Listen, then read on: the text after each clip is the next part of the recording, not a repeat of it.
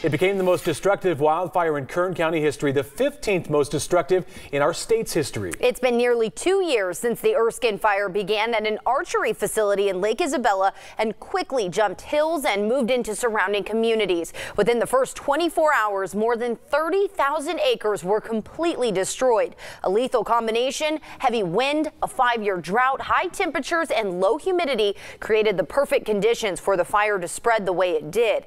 It took nearly 3 weeks to reach full containment.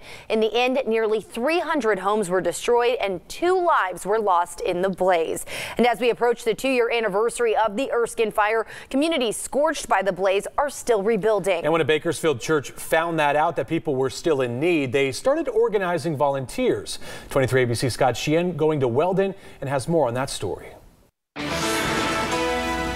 I'm in the middle of the Kelso Valley, and I want to show you this house that the volunteers are helping finish the exterior of the home. And the homeowner tells me that this area is now even more special than when they first moved here. Measure twice and cut once. Sometimes measure 3 times. It's a ranch style, and it's going to be, we kind of like the Santa Fe style, so it's going to have a kind of a stucco, plaster Santa Fe look. For the rest of the summer, River Lakes Church in Bakersfield plans to send teams of volunteers to Weldon to help Phil and Sandra Green build their retirement home. When the community goes through difficult situations, the community can come together. These are great opportunities to love your neighbor. 2 years ago, the Greens were further along with the construction of their home when disaster struck.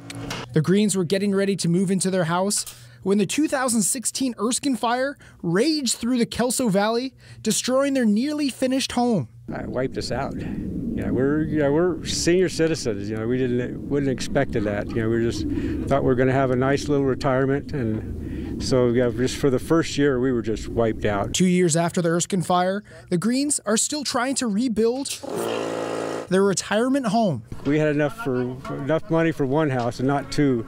During the fire, Pastor Frazier says his church volunteered to help the victims. After a year of searching, his team finally found the Greens. Out in the middle of nowhere building. By himself. Having his wife try to put in heavy windows, that's what we heard about. And we go, no, we got to get up here and help. The result? River Lake Church has teams of volunteers giving in any way they can. So let's pray, and then we will get going. And it's that giving spirit that allowed the Greens to rebuild out of their ashes and use the volunteers' generosity as the foundation for their forever home.